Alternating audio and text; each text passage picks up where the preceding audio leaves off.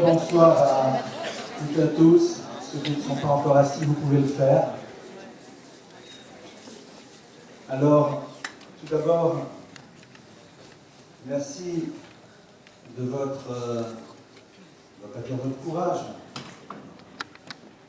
mais en tout cas des leçons que vous êtes en train de donner en venant ce soir à ce cours qui, originellement, vous le savez, était destiné à une autre thématique, mais peut-être qu'on va y revenir quand même, et qui est dédié Leïli Nishmat, Yoav, Yohan, Philippe et François Michel.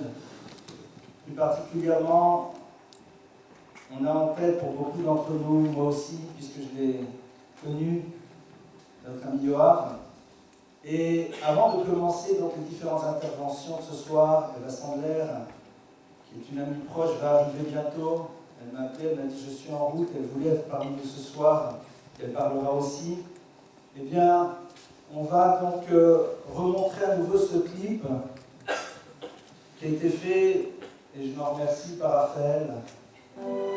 Et je vais vous demander quelque chose, c'est avant que ce clip passe, il a été mis sur une chanson qui en vérité est un texte que l'on retrouve dans la Haggadah de Pessah. La Haggadah de Pessah, c'est le texte de la liberté, de l'ouverture après l'exil, après la nuit. C'est ça le clan d'Israël, c'est ça le peuple juif, qui est capable, quelles que soient les vicissitudes de son histoire, eh bien, de ne pas y voir un boulet qui l'entraîne vers le bas, mais au contraire quelque chose qui va l'aider à grandir encore. Et j'aurais aimé, au moment où nous allons le voir, que nous puissions aussi chanter ces paroles du Vehi She'amda ensemble, et j'ai envie juste avant de vous les traduire. Et vous donner un tout petit commentaire dessus, tout petit. Vehi She'amda, et c'est elle, disent nos maîtres quoi la promesse, qui a maintenu pour nos ancêtres et pour nous. Chez Loechad Bilvad, car ce n'est pas qu'une personne qui a voulu nous détruire. Et là, seulement, et ces mots prennent une signification combien difficile, Bechol Dor Vador, dans chaque génération, Omdim Aleinu Lechalotenu, on se lève contre le clan d'Israël, Lechalotenu pour nous faire disparaître, Vakadosh Baruch Hu est le créateur de l'univers, Matzilenu Miadam. L'histoire du peuple d'Israël d'un côté est complexe et de l'autre côté tellement incroyable. Après les dures années d'il y a 70 ans, eh bien quand le peuple juif revient sur sa terre, comme l'a dit un des grands maîtres, c'est un clin d'œil, un sourire que Dieu fait à son peuple. Mais disent nos maîtres, Vehi, et elle, c'est la promesse. Et Vehi, c'est 4 lettres. Vav, Hey, Yud, Aleph. Vav, 6. Hey, 5. Yud, 10. Aleph, 1. Vav, ce sont les 6 traités du Talmud, c'est-à-dire la loi orale, le principe de la transmission. Nos pères nous ont dit, nos grands-pères nous ont raconté, nos arrière-grands-pères leur ont dit. Si aujourd'hui le clan d'Israël est là, c'est parce qu'il y a une chaîne de transmission. Et elle commence avec toute cette loi orale qui est transmise Vav. Hey, 5, c'est facile. C'est les 5 rouleaux de la Torah. Ce livre, le livre des livres, comme disait Herbert Pagani, la Bible, le livre le plus vendu, le plus mal lu du monde, mais qui est au centre, au fond de l'histoire de l'humanité. Yud 10, ce sont les 10 paroles, ce que l'on appelle 10 commandements, c'est-à-dire la capacité que l'humain a de savoir comprendre que la relation à Dieu, elle est totalement liée à la relation à l'autre, puisque vous savez que dans les 10 paroles, eh bien, il y en a 5, les 5 premières qui sont dans la relation à Dieu, et les 5 qui suivent dans la relation à l'autre. Et Aleph, le 1, symbole du divin, mais aussi symbole de l'unité du peuple juif. Alors on va penser à toutes ces choses-là, surtout particulièrement quand on se rappelle que Yoav accordait une telle importance à la fois à la tradition, celle dont il était issu, qu'il transmettait, la lecture de la Torah qu'il faisait avec une tellement grande facilité, la capacité qu'il avait d'accomplir des actions aussi bien dans la relation à Dieu que dans la relation à l'autre, et le Aleph, qui au fond ce principe d'unité autour duquel on se retrouve tous. Nous le connaissons un peu plus, mais c'est évident, comme on l'a vu, comme je viens de vous le dire, que c'est dédié aussi à ces 3 compagnons qui étaient avec lui et qui sont morts, qui ont disparu à Kiddush Hashem. Ce soir, nous allons essayer de réfléchir ensemble, mais nous allons essayer de faire en telle sorte que le sourire soit aussi présent, que la vision positive de l'existence reste. C'est notre force, c'est notre grandeur, c'est notre courage, c'est notre particularité. Alors, on va essayer d'éteindre maintenant les lumières et on va, si vous le voulez, ensemble, entonner ce Vehi Shamda sur les images que nous allons voir.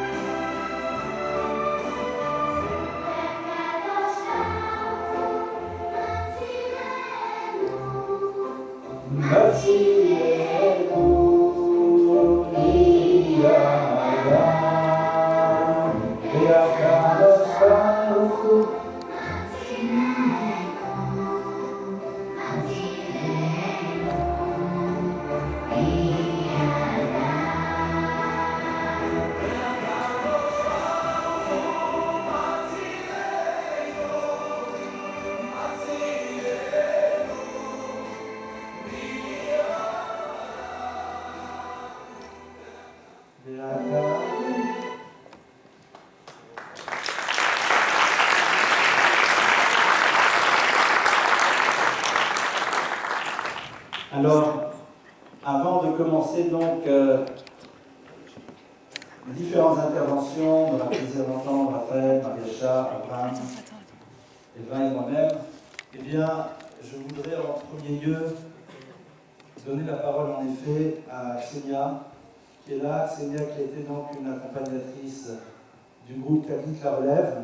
Et je pense que c'est important que tu puisses en effet commencer cette soirée par évoquer un certain nombre de choses et puis après on va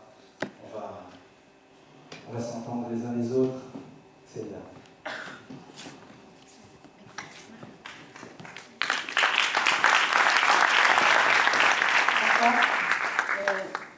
J'attends pas un appel, c'est juste, j'ai pris quelques notes pour rien oublier. Merci Ravelin, merci à tous. Effectivement, c'est un peu surréaliste pour moi d'être en train de vous parler ce soir. C'est pas ce que je fais dans la vie habituellement. Je ne cesse de me demander, et du coup je me demande aussi pourquoi je suis là ce soir, et pourquoi j'ai rencontré Yoav, puisque effectivement j'ai encadré avec notre animatrice le groupe Taglit La Relève, auquel Yoav a participé, et qui s'est achevé exactement une semaine avant ce vendredi fatal. Pourquoi, quand il arrive des drames, on essaie toujours de se rattacher à nos frères qui partent, et c'est pas toujours évident. C'est pas toujours évident de se raccrocher, de se rattacher, de se dire qu'on peut suivre leur exemple quand c'est 3 jeunes garçons qui partent en Judée-Samarie, en Israël, quand c'est 4 Avalim qui partent à Arnof, à Yerushalayim. Et là, en fait, c'est beaucoup plus présent. En ce qui me concerne, il se trouve que je fais mes courses dans ce supermarché, que donc je connais, pas personnellement, mais que je connais Yohan Cohen. Et voilà, Yoav. Bon, la photo n'apparaît plus, mais pour moi, c'est un soulagement parce que quand je vois son image, c'est très très dur. Je n'essaie pas de chercher à savoir pourquoi il se passe tout ça, mais par contre, je me dis oui, j'arrive à savoir. Je commence à avoir des idées de pourquoi il fallait que je rencontre Yoav. J'ai rencontré samedi soir de petites anecdotes qui me sont venues spontanément et que j'ai envie de partager à vous tous ce soir. Avant tout ça, je voudrais vous dire que je me suis raccrochée au clan Israël, dont j'avais été un peu détachée pendant des années, il n'y a pas si longtemps que ça, il y a quelques années seulement. Et pourtant, la problématique de l'unité est pour moi très importante pour des raisons personnelles. Et je commence à comprendre que tout prend un sens, particulièrement ce soir. Yoav, pour moi, c'est l'exemple même du jeune homme moderne qui est à part entière, à 100%, si ce n'est à 1000%, une part du clan d'Israël, tel qu'on peut le vivre nous aujourd'hui, vous, moi, en France, en Tunisie, puisqu'il est tunisien, et dans tous les pays occidentaux et orientaux, puisqu'il est tunisien. C'est quelqu'un auquel je peux me raccrocher, auquel nous avons pu tous nous raccrocher. Nous étions un groupe de 30. Le Ham Israël, on est tous une famille, mais je peux vous dire que quand on passe 10 jours, 24 heures sur 24 avec des jeunes, eh ben, on s'en fait une vraie famille. Il y en a beaucoup ce soir dans la salle qui sont devenus mes petits frères, mes petites sœurs depuis ces derniers mois et particulièrement ces 10 derniers jours. Donc voilà, il doit y avoir un exemple de ce qu'on peut être aujourd'hui, une part du clan d'Israël et une part d'un homme moderne et d'un homme, ce qui m'a épatée, qui, comme l'a dit Rav Lemay, qui lit la Torah comme nous on lit des bandes dessinées, enfin comme moi je lis des bandes dessinées. Et ça c'est un exemple pour moi, c'est quelque chose auquel je peux me raccrocher, c'est quelque chose qui me donne envie de suivre. Et je me dis voilà, j'avais besoin de rencontrer Yoav pour savoir que c'est possible. La deuxième anecdote que j'ai racontée samedi soir, c'est que vous avez vu dans l'image, il est dans le diaporama, il était très souvent avec un drapeau d'Israël sur les épaules. Et j'avoue que pendant les 10 jours, je le regardais et je me disais, il est rigolo ce garçon, quand même, on est en Israël, on est au courant, c'est bon. Et voilà, il défilait comme ça, il avait fière allure, vous l'avez vu, escalader des montagnes avec son drapeau. Parfois je me disais qu'il risquait un accident avec tout ça. Et en fait, En fait, je vous la fais courte, il avait une dégaine de super-héros. Vous ne le voyez pas forcément sur les images, mais quand il faisait des randonnées, juste avant de commencer la randonnée, il enlevait son habit de ville, il était toujours très classe. Et sous son jean, il y avait un fuseau, il passait un short pour être plus à l'aise. Il avait son t-shirt, parfois il avait un t-shirt un peu moulant. En plus, il y a une image où il est vraiment en fuseau bleu, t-shirt blanc, short blanc de l'équipe de France de foot, t-shirt bleu un peu moulant, et son drapeau bleu et blanc d'Israël. Donc il avait le costume du super-héros, et comme vous l'avez lu dans la presse, dans les témoignages, il s'est conduit comme un héros pendant cette attaque, avec les autres également, il ne faut pas l'oublier. Et voilà, c'était un acte héroïque soudain qui lui a coûté la vie, mais pour moi, Yoav, c'est un héros de tous les jours, j'ai pu le voir. Je ne connais pas son histoire personnelle, mais je peux vous dire que c'est pas ça le plus important, c'est de voir les gens agir. Et j'ai vu qu'il montrait que c'était possible, que c'était possible d'agir en super-héros au jour le jour avec ses camarades, avec les autres. Et voilà, le thème de la soirée, c'est Unis pour construire. Ça me parle comme... vous ne pouvez pas imaginer à quel point ça me parle comme thème. Et vous l'avez vu sur les images, Yoav montrait aussi que c'était possible. On ne vient pas du même milieu, personne ne venait du même milieu. En Israël, vous savez, toutes les cultures se rencontrent. Vous avez vu une image où on le voit donner l'accolade à un chassid de Breslev avec des péotes longues jusque-là et une kippa blanche. L'unité, c'est possible. Et par contre, je pense que la construction sans l'unité, ce n'est pas possible. Et voilà, je pense que c'est un signal pour nous aujourd'hui, que Yoav est un exemple pour nous, Johan, également Philippe et François Michel. Et voilà, j'espère qu'on va réussir à suivre leurs traces. Je voudrais juste conclure par une chose qui m'a énormément touchée, que j'ai découvert ce soir. Pour ceux qui ne le savent pas, parce que moi je l'ai appris il n'y a pas longtemps, quand vous êtes sur Facebook, vous recevez des spams. Et donc j'ai reçu un spam que j'ai découvert donc tout à l'heure. J'avais reçu vendredi, un message reçu vendredi soir d'une femme m'écrivant d'Afrique du Sud et qui me dit la chose suivante.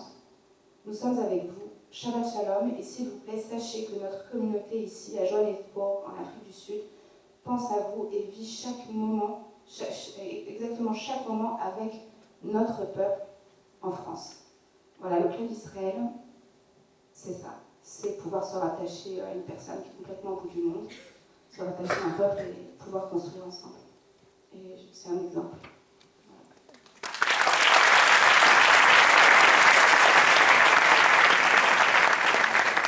Merci Ksenia. Tu parles où tu veux, Raphaël. Raphaël veut rester là, d'accord. Donc je vais passer maintenant la parole à Raphaël. Merci Raphaël. Merci Ksenia. Alors moi je suis insensible. J'ai décidé que j'allais pas pleurer ce soir. J'ai décidé que j'allais sourire. Je vais essayer en tout cas. Donc, pourquoi on a eu l'idée de changer le sujet le thème de ce soir, on devait parler complètement d'autre chose. Et vous allez avoir des rattrapages, ne vous inquiétez pas, je sais que ça a intéressé. Et on a décidé de parler sur l'unité parce que on voit une unité dans le Ham Israël au moment de souffrance qui est incroyable, qu'on aimerait retrouver tout le temps. Et c'est un petit peu enlève notre joie de bataille, l'unité, de réussir à réunir des gens qui ne sont pas forcément du même milieu, qui n'ont pas forcément le même niveau de pratique, et de réussir à faire cohabiter tout ça, c'est un petit peu notre travail et qu'on fait au jour le jour et qu'on encore plus accentué lors des voyages, puisqu'on vit 24 heures sur 24 ensemble. Et pourquoi ce sujet exactement? À cause de Yoav, grâce à Yoav en fait. Il y a sa sœur qui a raconté une histoire le samedi soir. Alors ceux qui ont vu la vidéo rapidement passée, c'est vrai qu'il n'y a pas un très bon son. J'essaierai de retranscrire par écrit ce qu'elle a dit. En fait, elle a raconté quelque chose que je ne savais pas sur Yoav. Juste après la réunion qu'on a fait, on a fait une réunion en information pour le voyage. Et donc, je ne sais pas si vous savez, une réunion d'information avant un voyage, il y a plein de gens qui sont arrivés par groupe de 2 ou par groupe de 1 pour la réunion. Et tout le monde a peur, personne n'ose parler, c'est un froid terrible. Moi, je dois essayer de détendre ça avec des blagues.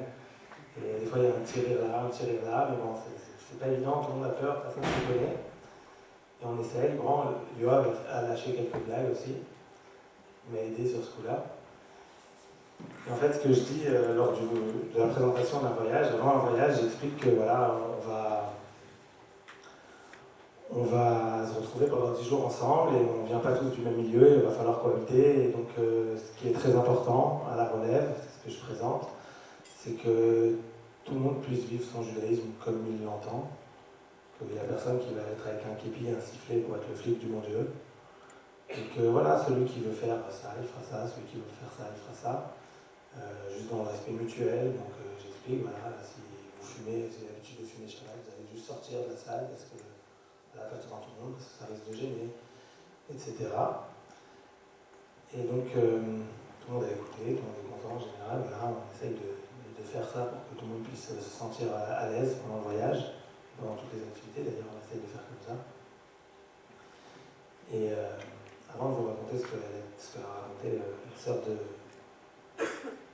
la sœur de Yoav, je vais vous citer un tout petit passage de la Torah, écrit Ochiach tochiach et amitecha, velo tisa lafret.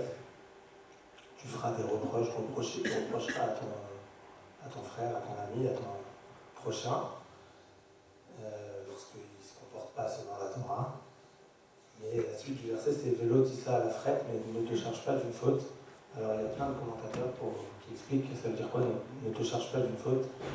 Il y a plusieurs façons de voir, mais la première question qui se pose, c'est pourquoi je devrais lui faire le reproche lorsqu'il ne se comporte pas bien. Enfin, chacun son problème, quoi.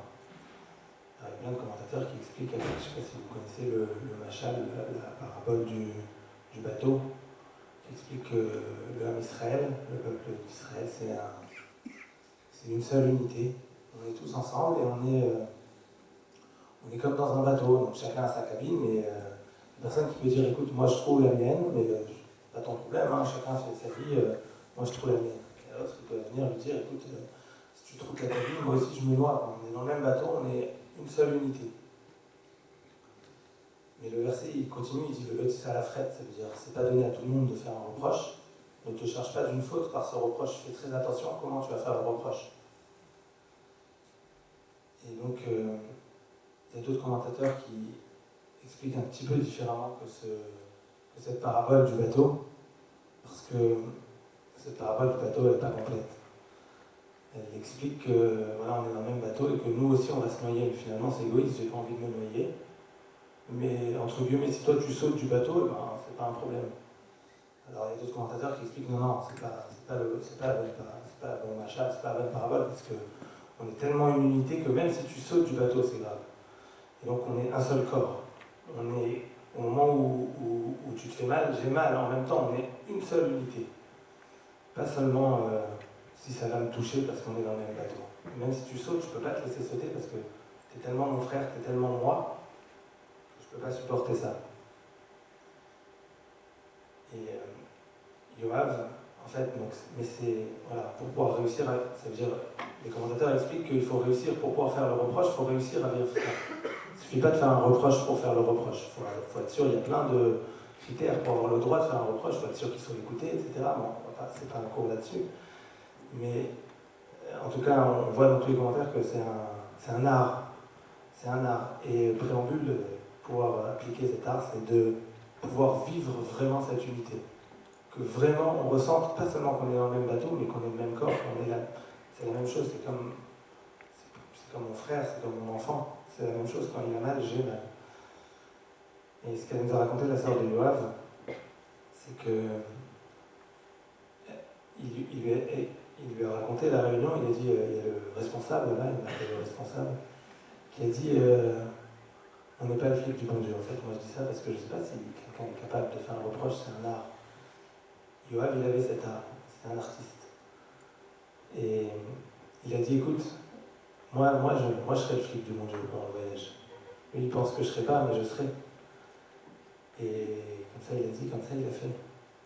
Après, on a eu des témoignages incroyables qui nous arrivent maintenant depuis la tragédie. Sur le site, des commentaires, des gens qui nous racontent des histoires.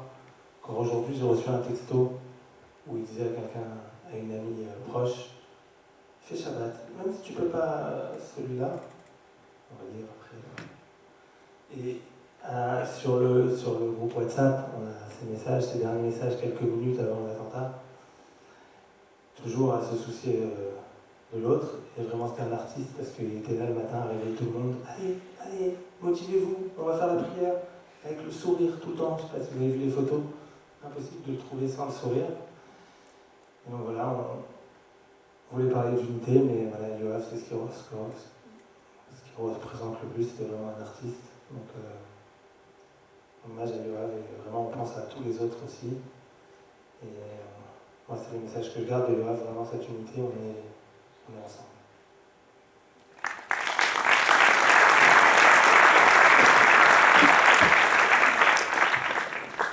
Merci Raphaël. Je pense que tu as ta fille qui aura encore des choses à dire sûrement tout à l'heure. Alors maintenant, je vais passer la parole donc à Mariacha. Je vais faire parler après Raphaël. C'est ton grand frère? D'accord, mon petit frère. D'accord. Ton grand frère aussi. Et donc, alors beaucoup d'entre vous l'ont déjà entendu ici parmi les filles, les garçons sans doute moins. Et c'est une autre occasion de maintenant commencer à voir quelle est la perspective qu'elle nous offre par rapport à cette soirée.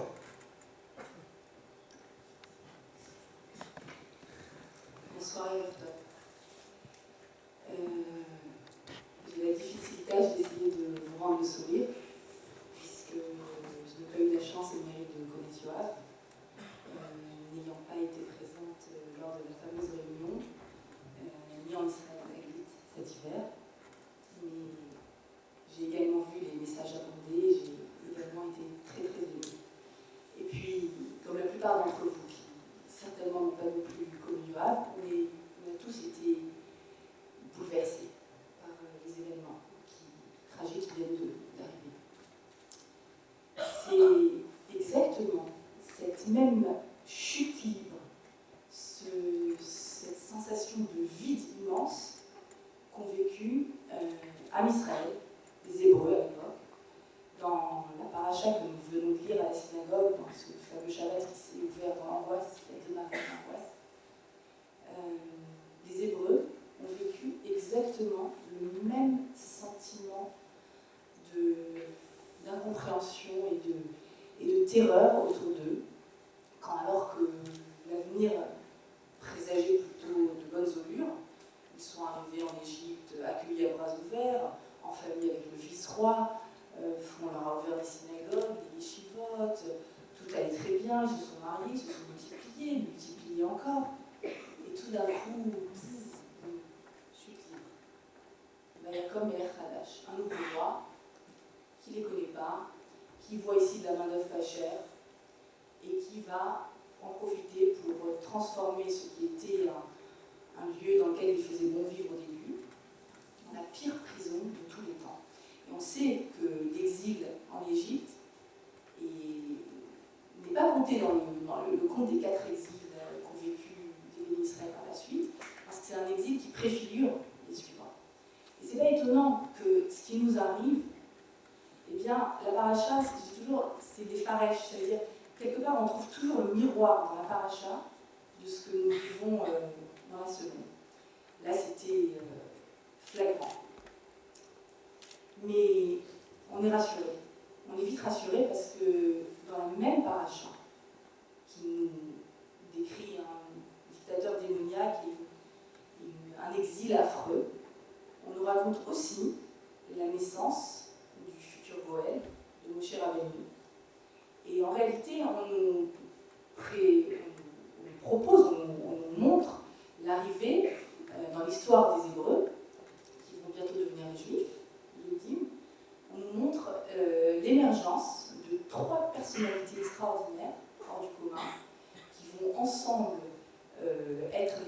acteurs de la sortie d'Égypte, bien sûr, Moshe, Aaron, Myriam.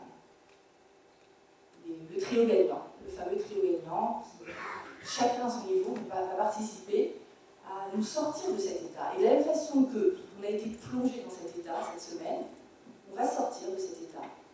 Comment? En puisant des forces à l'intérieur de la paracha, à l'intérieur de Shemot, à l'intérieur de l'émergence de ces trois personnages extraordinaires.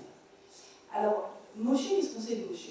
Qu'est-ce qu'on sait de la personne qui va nous aider à sortir de ça? On sait que deux choses. Avant que Dieu n'apparaisse, qu'Hachem n'apparaisse à Moshe dans le buisson ardent, on ne sait que deux informations sur Moshe. La première, il est dans ce couffin auquel il a placé sa maman avec beaucoup de précaution. Et puis Bathia, fille de Paro, le voit au loin ce couffin, étend la main, vient pour le sortir du Nil. Et que voit-elle? Batiftar, elle le voit. Et tout d'un coup, elle voit quoi? Vehine, Nahar Boré. Voici apparemment un jeune homme, c'est un bébé bien sûr, Boré, qui pleure. Moshe pleure. Alors, certains commentateurs disent pourquoi un jeune homme, c'est un Yéled? Il pleure parce que lui, justement, quand elle l'a vu et qu'elle a ouvert, il ne pleurait pas encore. C'est après qu'il s'est mis à pleurer. Pourquoi? Parce que pour lui, ça va. Il est sauvé. Mais qu'en est-il de tout? Qu'en est-il de tous les autres bébés? Il pleure parce que les autres n'ont peut-être pas la même chance que lui. Et puis, la deuxième chose que nous savons de Moshe, c'est que, alors qu'il grandit dans des draps de soie et que pour lui tout va bien, qu'il est habillé d'habits princiers, et qu'il a même la chance, quand il était bébé, d'être allaité par sa propre maman, et puis de grandir pas du tout dans un état d'esclavage, contrairement à ses frères, il fait un grand Vayetse, une grande sortie. Vayetse Alechav. Il va voir ses frères, Vayar Besivotam, il voit leur souffrance. Moshe est une personne qui, alors que tout va très très bien pour lui, il sort de sa bulle, il sort de son état, il sort de la facilité et il fait un acte volontaire pour aller porter la charge des autres, pour aller voir ce qui se passe, de quel ordre est leur souffrance, et est-ce que je peux peut-être proposer mon épaule pour alléger cette souffrance. Il va d'ailleurs prendre des risques, puisqu'il va être pris à partie, et protéger un hébreu, et ensuite sa tête sera amoindrie, il va falloir qu'il s'enfuit de ce cocon, de ce balai, et qu'il aille à Midian se réfugier, pendant de très nombreuses années. Donc ce que Moshe fait, c'est qu'il sort de sa bulle, c'est qu'il pleure, et il va souffrir avec les autres. C'est pas du tout comme les grands leaders d'aujourd'hui. Pour devenir leader aujourd'hui, il ne faut ni être un pleurnicheur, ni aller faire les travaux forcés avec les autres. Tout ce qu'on sait de Moshe, c'est qu'il a cette capacité extraordinaire à sortir de son compte en banque tranquille, sa santé qui va bien, son quotidien métro boulot dodo. Il sort de cette bulle, il va voir, mais où, mon Dieu, où est-ce que je peux être utile, où est-ce que je peux alléger la charge de l'autre. Moshe, c'est, pour ainsi dire, celui qui est, pour vous donner une image plus actuelle, il est sous la roupa. C'est la personne, la jeune fille, le jeune garçon qui est sous la roupa, qui a eu du mal, qui est, grâce à Dieu, waouh, super, et qui est en même temps qu'il est sous la roupa, il ne cesse pas une seule seconde sous la roupa de penser à tous ceux qui ne sont pas encore sous la roupa.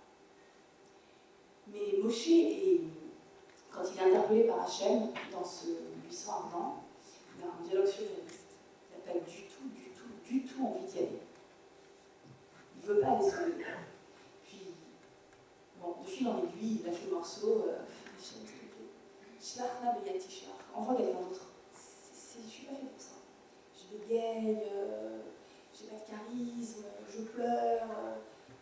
Et Hachem donc répond dans cet épisode, tu vas y aller, ne te fais pas de soucis. Je sais bien que ta demande d'envoyer quelqu'un d'autre, c'est la demande d'envoyer, bien sûr, son grand frère Aaron. Parce que son grand frère Aaron, il a 80 ans et il est déjà le leader en Égypte de tout le monde. Il est le Rav Arashi. C'est la personne la plus à même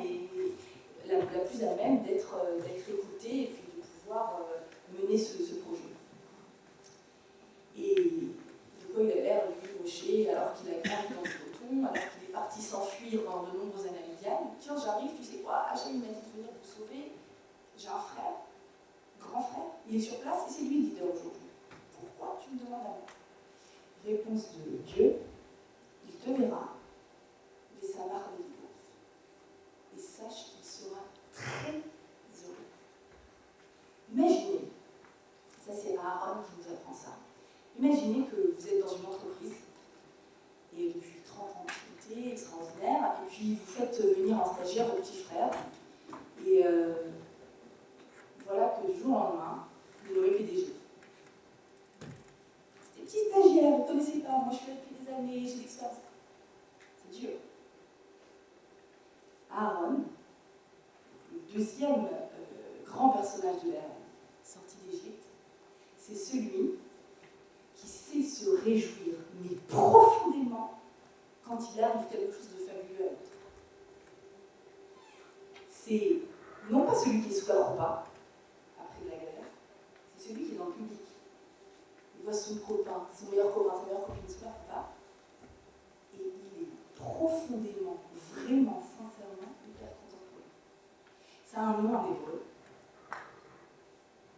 J'aime beaucoup en parler. C'est un nom qui ne se traduit pas. Excusez-moi, j'ai cherché la traduction en français, j'ai cherché en anglais, je l'ai trouvé. Ce terme en hébreu, ceux qui parlent hébreu, ils le rencontrent sans arrêt, c'est rentré dans l'hébreu énormément. C'est le terme firgoun, les fargen, pour ceux qui connaissent. Ne cherchez pas, n'ouvrez pas vos Wikipédia, c'est pas la peine, j'ai cherché, il n'y a pas. Pourquoi il n'y a pas? C'est dans l'ADN juif. C'est inscrit en nous. Les fargen, cette capacité extraordinaire à être profondément content quand il arrive quelque chose de fabuleux à l'autre, le terme n'existe que comme ça, les fargen, il faut s'habituer. Alors j'ai vu un commentateur, le Rav Nevensal, qui cite aussi cette mida extraordinaire, ce caractère, être mefargen. Alors lui, il dit que ça vient du yiddish, fargenen, je crois, du yiddish. Alors c'est sympa, c'est une bonne nouvelle, c'est voilà une chose que le monde ashkénaze nous a apporté de sympa. Donc c'est bien. Ça peut arriver, hein. C'est une ex-ashkénaze convertie de force. Rappelle-moi ton nom de jeune fille,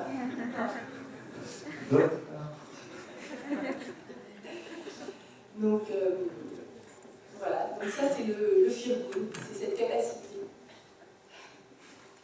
capacité à profondément se réjouir quand il arrive quelque chose d'extraordinaire à l'autre.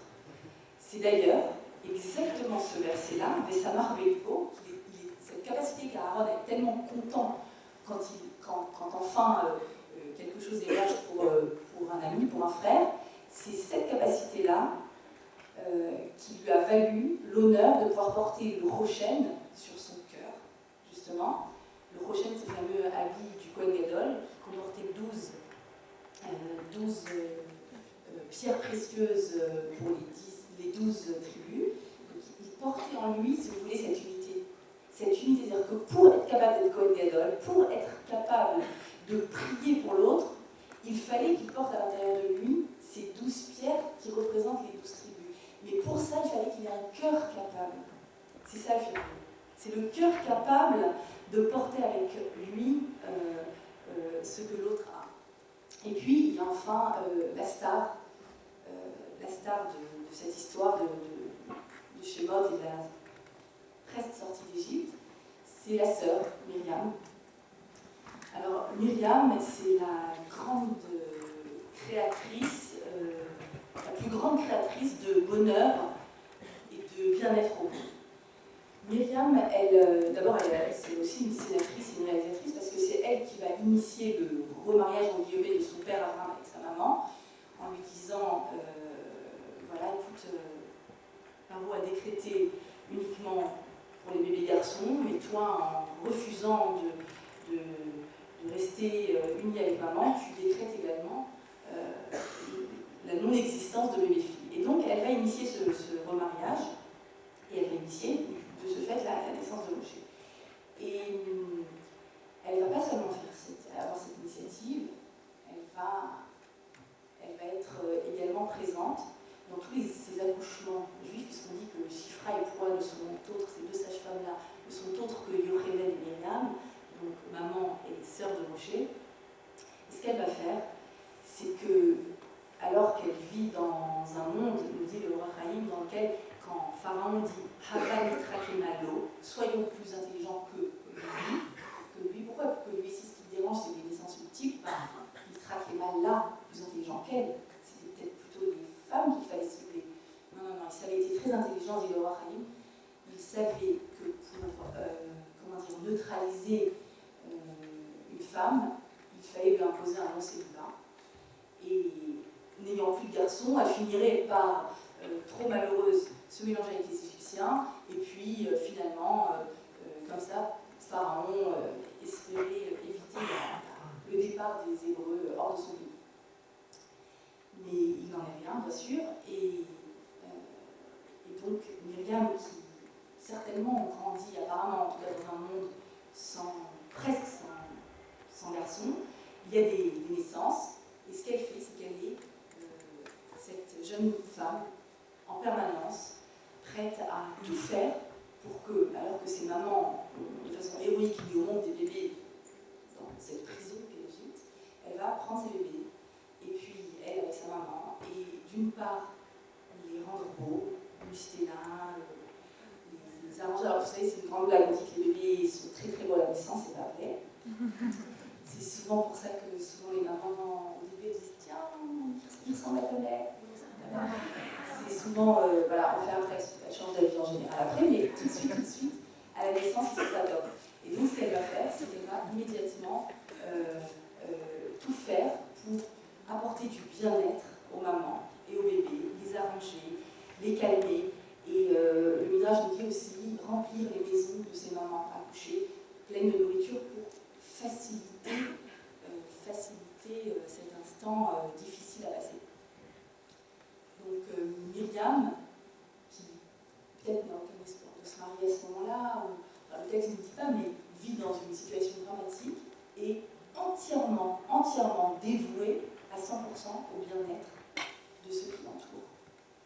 Voilà 3 personnes, Moshe, Aaron et Myriam, qui à eux 3 ont réussi à faire l'impensable et à sortir les Hébreux de l'état dans lequel ils étaient et de les mener vers la Géoula. Alors pour nous, je pense que c'est de ces 3 personnes-là qu'il faut qu'on tire les enseignements pour nous aussi sortir de cet état un petit peu de vide dans lequel on était. Et bien, comme Moshe, une empathie extraordinaire, sortir de sa bulle, comme Aaron, le Firgoun, être capable de vraiment être content pour l'autre, être capable de contenir à l'intérieur de soi l'émotion de l'autre, et comme Myriam, le bien-être à tout prix. Je vous remercie.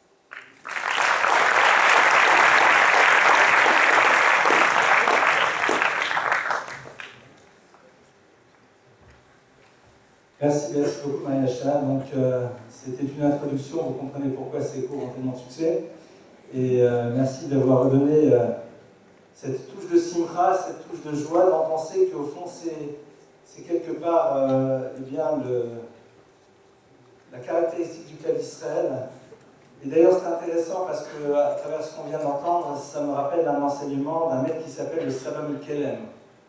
Le Saba Mikelem, littéralement le grand-père de Ken, qui était un des grands maîtres de l'éthique et qui, justement, par rapport à toute cette histoire de Moshe, de Aaron, de Myriam, enfin, c'est-à-dire de cet univers dans lequel on aurait pu se dire, mais rien se passait, il dit la chose suivante, c'est une phrase, elle est toute simple, mais si on arrive à s'en imprégner, ça change la vie.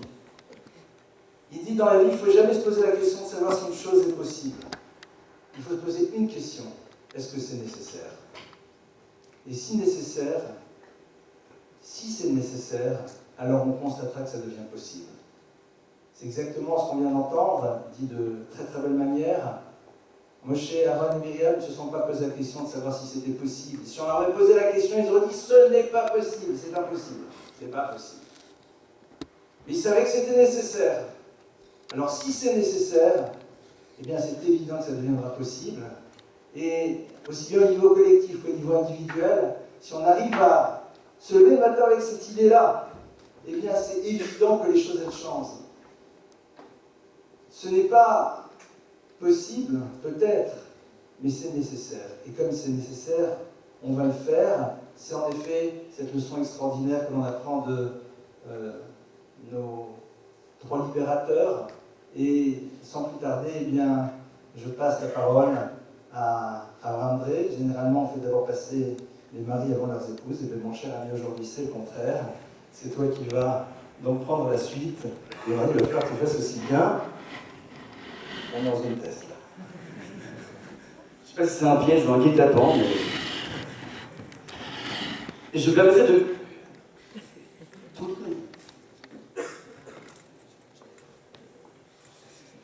Merci beaucoup Rav Lemel, merci beaucoup Raphaël, merci beaucoup à vous tous et toutes qui êtes venus de façon tellement forte, tellement nombreuse. C'est son beau-frère. C'est bon, tu l'as eu, ça va, tu l'as eu. Alors,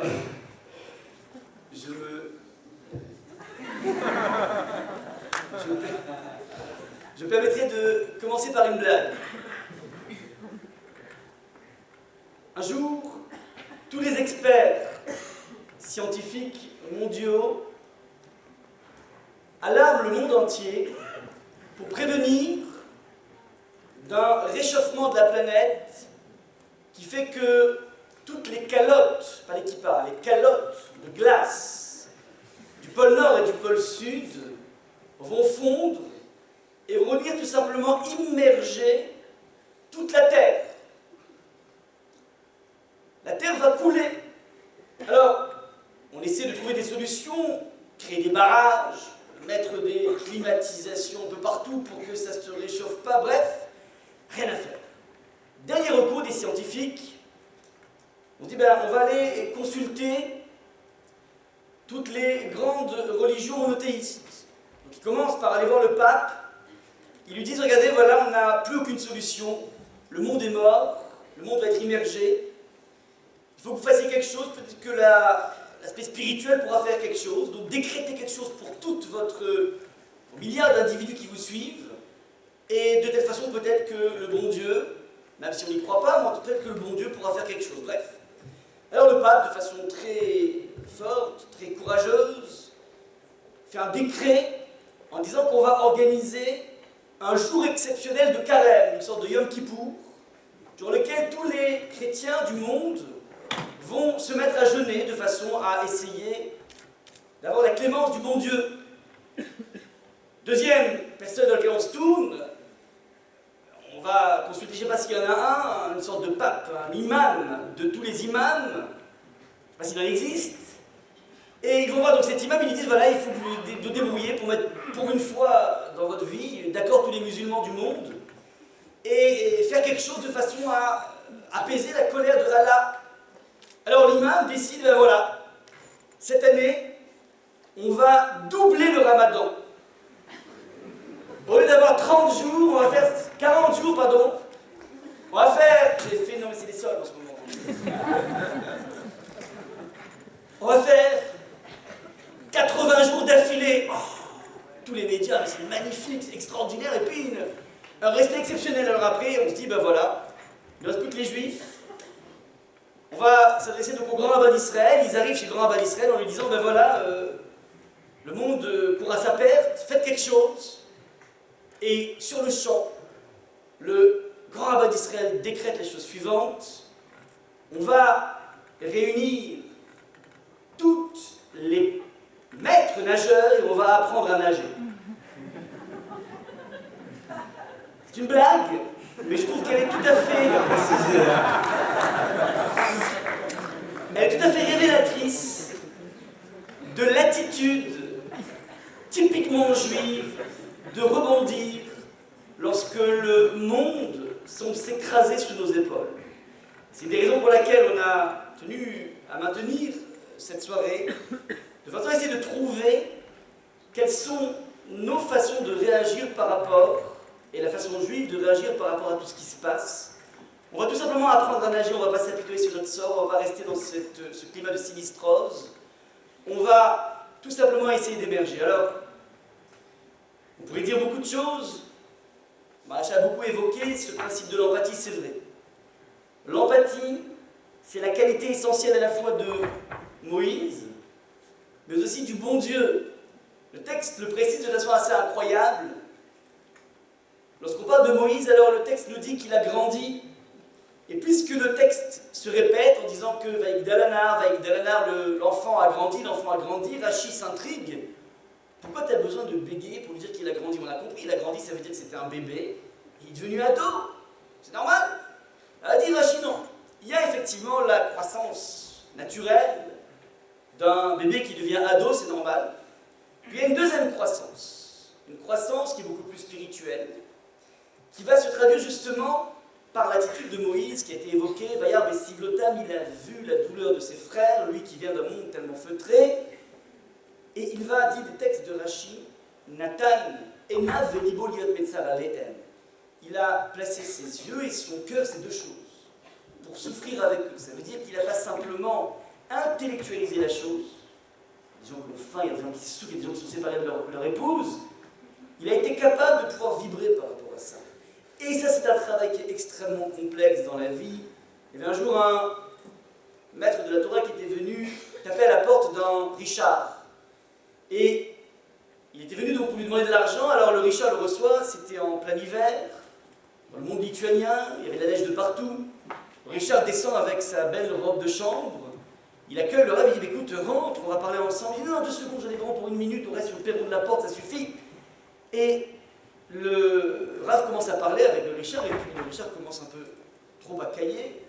Alors il dit écoute, mais rentre, c'est dommage, on reste sur le perron, viens, on rentre, on prend une petite soupe. Non, mais c'est bon, j'en ai pour 1 minute. Et puis minute après minute, le Richard n'en peut plus. Il dit écoute, je suis vraiment désolé, mais là, je suis en train de glacer. Je t'en prie, viens, on rentre à la maison.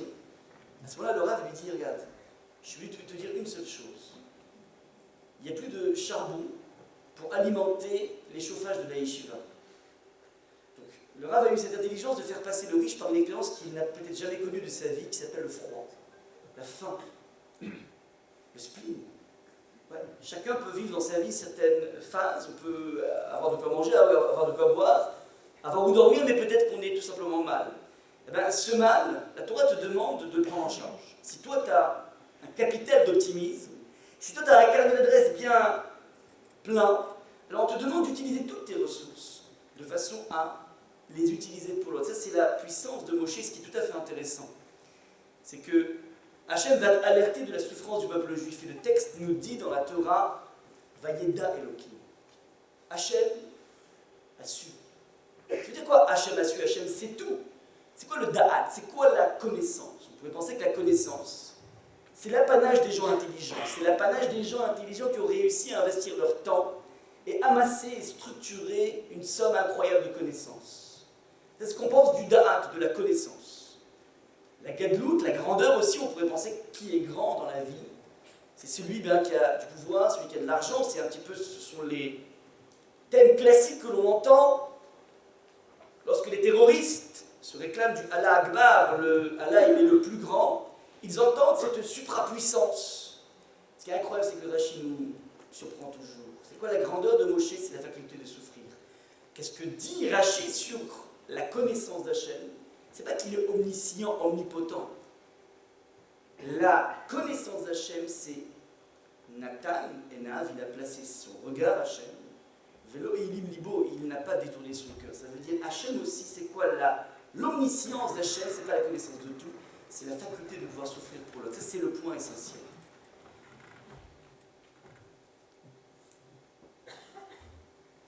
Il y a un personnage qui a été le fondateur essentiel. Le fondateur essentiel du judaïsme, c'est Abraham Avinu. C'est à partir de Abraham que commence l'histoire du peuple juif, l'embryon du peuple juif. Ce qui est assez incroyable, c'est que Abraham, on ne sait pas d'où il sort. Je m'explique de façon générale, lorsqu'on parle d'un personnage biblique, le texte nous dit toujours qu'il était grand. il était gentil, il était sympathique. Noir, comment dire, Veletonot Noir, Noir, Ish Tzadik, Tamim, Ayabedo Rotav. On te parle de Noir, on te donne un CV de Noir. C'est quoi le CV, le curriculum vitae de Noir? C'était un tzaddik, un juste, Tamim, un intègre. Et donc, juste après qu'on t'ait donné son CV, alors il peut rentrer dans la grande école de l'histoire, c'est-à-dire, ben, viens, construis ton arche et tu vas essayer de sauver l'humanité. C'est toujours comme ça que ça fonctionne. Pour pénétrer l'histoire, tu es obligé d'avoir un minimum de CV. Ton CV, c'est ce que tu as pu faire. Ce qui est incroyable, c'est lorsque Hachem s'adresse à Abraham, on n'a aucun CV d'Abraham. Le texte dit Lech Lecha Ava pour toi. Mais il n'y a rien qui nous est dit sur le personnage d'Abraham et d'où il sort. On ne rentre pas comme ça, sans avoir fait ses preuves. Alors, certains commentateurs veulent dire un truc génial. Abraham, il est contemporain d'un monde qui a été dissolu, un monde qui a été enfoui dans le déluge, pas celui de la blague, mais le vrai déluge. Un monde qui n'a plus aucune espèce de référence. Anarat disait que le monde devient inhumain lorsqu'il est emporté dans un système où il ne subsiste aucune espèce de référence. Le monde d'Abraham est un monde qui est tout simplement inhumain. Abraham donc vit un déluge. Nous vivons aujourd'hui un véritable déluge. Un déluge de haine, un déluge de fausses informations, un déluge d'angoisse, un déluge de points d'interrogation. Nous sommes nous aussi un petit peu comme Abraham dans un déluge incroyable. Maintenant, quelle est la grandeur d'Abraham? Ce sont 3-4 versets qui précèdent le récit. Qu'est-ce que fait Abraham dans un monde en déliquescence, dans un monde qui est tellement tétanisé? Je dis le texte. Vaïkar Avraham venachor la'em nashim. Qu'est-ce que fait Abraham? Il se marie. Désolé de faire un lien avec ce qui aurait dû être le thème de cette soirée, mais il y a ici, dans l'engagement du mariage, même si on n'a a priori aucun ingrédient, c'est la tragédie partout. Et lorsqu'ils n'expriment pas une tragédie comme on a vécu maintenant, les gens sont mus par des questions essentielles. Mais comment je vais faire, comment ça peut tenir, puisqu'il y a tellement de divorces, puisqu'il y a tellement de choses, puisqu'il y a tellement de sollicitations extérieures, il y a des centaines de raisons, il y a un flot, il y a un déluge de raisons pour ne pas se marier. Qu'est-ce que fait Abraham? Abraham décide, je me marie avec une personne d'un sexe différent, d'une sensibilité différente, d'une histoire différente. Et c'est ça ma réponse par rapport au déluge.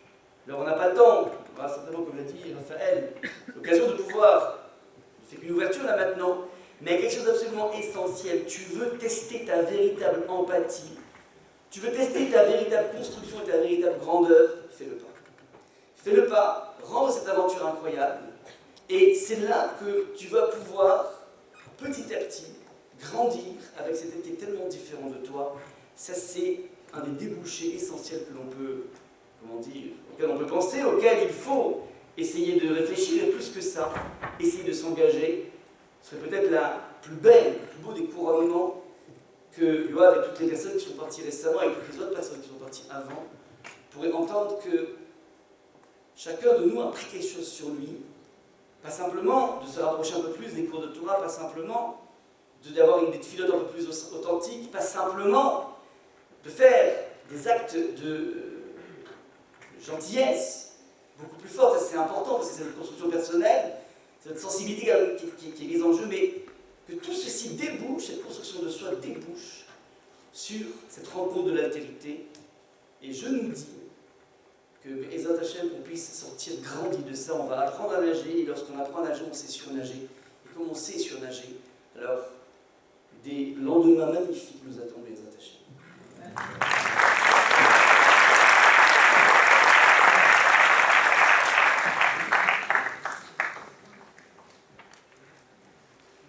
Très bien. Merci Abraham. Je vais à mon tour prendre la parole. Je veux remercier quand même du fond du cœur Raphaël et tous les bénévoles qui permettent chaque fois de réaliser de tels moments. Il se trouve que cette fois-ci, ça se passe dans un cadre dans lequel les choses sont différentes, mais néanmoins, je pense que c'est un tour de force. Et vraiment, je voulais leur remercier pour ce dévouement quotidien avec toute l'équipe. Et face à Hachem, que l'on puisse continuer à organiser ensemble encore beaucoup de choses. Raphaël, Benjamin, Caroline, André, toutes celles et tous ceux qui sont quotidiens avec nous et surtout toute l'équipe de bénévoles. Beaucoup de très très beaux moments. Alors, on peut l'applaudir. Eddie et Lydia devaient être parmi nous ce soir. Certains l'ont vu samedi soir à la Roquette, dans ce rassemblement qu'on peut dire presque spontané, même s'il y a une spontanéité des politiques aussi. Mais ce soir, il était souffrant, donc il nous a demandé de l'excuser, sinon bien sûr, il aurait voulu être parmi nous. Je vais commencer par une histoire. Cette histoire, c'est une histoire vraie. Je l'avais entendue, je l'ai racontée une fois dans une conférence que j'avais donnée à l'Université de Genève. Et à la fin de cette conférence, un homme âgé est venu me voir et m'a dit « Cette histoire, elle est vraie, moi je vous dis qu'elle est vraie parce que je l'ai vécue moi-même. » Et donc, c'est rare d'avoir des personnes qui viennent valider et dire « Votre histoire est vraie parce que j'y étais. » Cette histoire, c'est une histoire qui s'est passée pendant les années terribles avec un mec qui s'appelait le rabbi de Tzanz. Le rabbi de Tzanz qui était un rabbi chassidique d'une très très grande dynastie, qui a tout perdu, tout perdu, et qui est resté seul, et qui plusieurs fois a failli disparaître. Un jour, on dit que, en allemand, l'a vu, il dit « Herr Rabbiner, il est où le peuple élu? Où il est ?» Et le rabbi de Tzanz le regarde et lui dit « Tant que je serai de mon côté, et pas du vôtre, je ferai partie de ce peuple que vous appelez élu. » Rabbi de Tzanz, à un moment, n'était pas loin de disparaître. Il a survécu de manière incroyable. Et à ce moment-là, eh bien, il a fait un vœu. Il a dit, je fais le vœu que si je m'en tire, si je m'en sors, Dieu, voilà, je promets deux. Et là, bien sûr, on peut s'imaginer toutes et tous que si le rabbi de Tzanz fait un vœu, c'est le vœu de créer une grande yeshiva, de créer une grande synagogue, que sais-je. Pas du tout. Le rabbi de Tzanz a dit, si je m'en sors, je construirai en Israël un hôpital dans lequel on soignera tout le monde. Alors on lui a demandé, après la guerre, et il a fait, c'est l'hôpital Aniado à Netanya, on lui a demandé, mais pourquoi un tel vœu? Vous, Rabbi, pourquoi n'avez-vous pas pris sur vous de créer une yeshiva ou autre chose? Il en a créé aussi. Et c'est un génie en Torah, un génie incroyable. Rabbi de Tzanz les a regardés et leur a dit, vous savez, quand on est confronté à l'inhumain, alors on peut à ce moment-là, nous aussi, commencer à avoir un regard sélectif sur l'humanité. Et la meilleure manière de se protéger de cette inhumanité qui pourrait nous servir, pour pouvoir exprimer une forme de vengeance qui n'a pas de sens, c'est justement à ce moment-là prendre sur soi, de s'investir pour les autres, et ceux, quels qu'ils soient. C'est la réponse de la Torah à des moments terribles. Avant de venir, eh bien, j'ai appelé ma mère. Et je lui ai demandé de me faire transmettre, et je le remercie puisqu'il m'a amené ce soir, un document que j'ai retrouvé dans ces boîtes dans lesquelles il y a encore les étoiles jaunes de ma famille. Ce document, c'est un document qui a 70 ans, c'est l'original. Je ne vais pas vous le lire entièrement. La première fois que je l'ai eu en main, j'ai commencé à le lire et à un moment j'ai été bouleversé. Discours prononcé au temple israélite de Vichy lors de la cérémonie du 11 novembre 1944 par M. René Muller, président de la communauté israélite de Vichy et environ. C'était l'oncle de ma mère, justement. Baruch ata Hashem Elokeinu melech haolam, béni sois-tu éternel, qui nous a conservé la vie jusqu'à ce jour et nous a fait grâce d'atteindre l'époque de cette fête solennelle. Rendons grâce, je ne dis pas tout, à Dieu de nous avoir préservé des multitudes de dangers pour nous laisser vivre cette date du 11 novembre 1944. Beaucoup de membres de notre famille ont disparu. Et il commence à parler. Il rappelle le passé, c'est vraiment le document original que j'ai en main. Et regardez un moment ce qu'il est capable de dire et ce qu'il était capable de dire de ces personnes qui vivaient à ce moment-là la catastrophe. Il raconte des choses que je n'ai pas envie de vous lire, parce que vous pouvez vous imaginer ce qu'il décrit.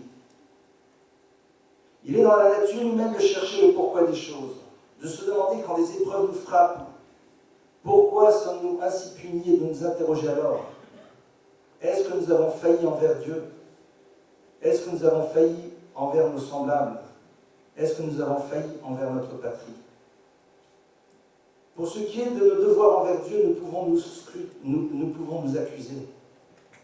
Et je l'ai dit chaque fois que j'étais dans ce temple, là nous pouvons nous accuser de nous être par trop éloignés de la religion, de ses prescriptions et de ses enseignements, d'oubli répété de la parole divine, de méconnaissance manifeste de nos devoirs religieux envers le Créateur et envers nos semblables. La charité même n'a souvent été pour nous qu'un vain mot. Et après il continue et il dit, mais ce qui est sûr, c'est que nous n'avons pas failli envers notre patrie, envers la France, et il décrit ô combien les Juifs français de l'époque étaient patriotes. Quand j'ai lu ce texte, et je le remets, je dois lui ramener demain matin à la première heure bien sûr, eh bien, je me suis dit c'est incroyable. Parce que, pour ceux qui vivent les choses, être capable de dire cela, alors qu'ils savent de quoi ils parlent, nous ce soir on sait un tout petit peu de quoi ils parlent. Parce qu'on est atteint, parce que c'est proche. Quelle leçon? Quelle leçon de cette capacité de savoir se remettre en cause? Cette capacité à un moment de ne pas vouloir trouver dans toutes sortes d'analyses, en tout genre, ce qui est à l'origine des événements, mais de se dire que quelque part, nous générons notre propre histoire, et que parfois, malheureusement, certains, à l'image de Yoav et des autres, sont quelque part les fusibles du peuple juif. Et Vincent-Claire, qui va venir tout à l'heure, pour en parler elle aussi, elle sait, elle, de quoi elle parle. Mais néanmoins, vous savez très bien que on ne peut pas sans arrêt être dans cette démarche d'introspection sans avoir une démarche qui va vers l'avant. La tradition juive nous demande de ne pas sans arrêt nous sentir coupables parce que la culpabilité a un effet sidérant sur l'individu. Elle l'empêche de grandir, elle l'empêche d'avancer. Le rabbi de Calive, un rabbi chassidique sans barbe. Pourquoi? Parce que victime des expériences du sinistre Mengele à Auschwitz, un homme qui vit encore aujourd'hui, qui a plus de 90 ans, lorsqu'il était à Paris, il y a bon nombre d'années que j'étais adolescent, eh bien, avait livré le message suivant. Lui aussi avait tout vécu. Et il s'était dit, si je m'en sors, j'irai proclamer Shema Israël partout. Et il nous avait donné cet enseignement qui m'avait bouleversé en tant qu'adolescent, et il peut encore nous bouleverser aujourd'hui. Il dit que lorsque Lot et son épouse vont quitter Sodome et Gomorrhe, c'est-à-dire lorsqu'ils décident qu'à un moment, ils vont être à l'écoute de ces messagers divins qui leur disent « Stop! Que fais-tu dans cette société qui valide sa pseudo-réussite de par le fait qu'économiquement elle est viable? Sors de cet univers dans lequel la finalité de l'individu c'est lui-même et qu'au fond l'autre n'a de sens que dans la mesure où il peut le servir. Sors de cette société qui a des irripots de justice mais qui au fond n'est concernée par la justice que lorsque ça la concerne elle-même. Regardez combien de personnes en dehors de la communauté étaient samedi soir du côté de la porte de Vincennes. Sors à un moment et retrouve ton identité. Alors, il sort, mais ils lui disent la chose suivante. Lot a quand même cohabité avec ce système, il en a même fait partie. Il y a adhéré à un moment. Tout disciple d'Abraham qu'il est. Alors, quelque part, en sortant de ce système, il peut être bouleversé, mais qu'est-ce que j'y ai fait? Vivre dans un lieu peut-être, mais adhérer à ces non-valeurs, comment ai-je pu faire une chose pareille? C'est insupportable. Alors ils lui disent la phrase suivante, Ce qui veut dire, sauve ta peau, ne regarde pas en arrière. Et le Rabbi de Kaliv, dans cette double lecture que sont capables de nous donner les maîtres de la Chassidoute, nous dit la chose suivante. Que ce soit aussi bien au niveau de ta vie qu'au niveau des événements, sauve ta vie, al tavi tacharecha. Ne regarde pas sans arrêt ton passé, ne regarde pas sans arrêt les choses qui te tirent vers les bas. Hahara, va vers les montagnes, et Harim, c'est horrible les parents, c'est qui les parents du clan Israël, Abraham, Isaac et Jacob. Va vers eux. Va vers l'exemple qu'ils t'ont donné, leur capacité qu'ils ont eue à un moment, de s'inscrire à l'intérieur d'une société, mais de garder leur identité. Sois capable de te rappeler au fond que les mots que l'on dit le soir dans la prière, c'est Emet ve'emuna, foi. Emet, vérité, emuna, que l'on traduit souvent par foi. Mais que le Rav Tat, selon le Rav Moshe Shapira, traduit par fidélité. Sois fidèle à ta vérité. Sois fidèle à la vérité que tu sais et que tu connais.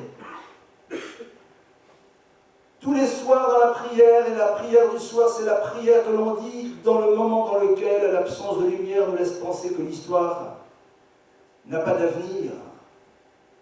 Lorsque l'on est dans un monde dans lequel on a l'impression que ça y est à nouveau, les hydres menaçantes refont surface. Emet ve'emuna.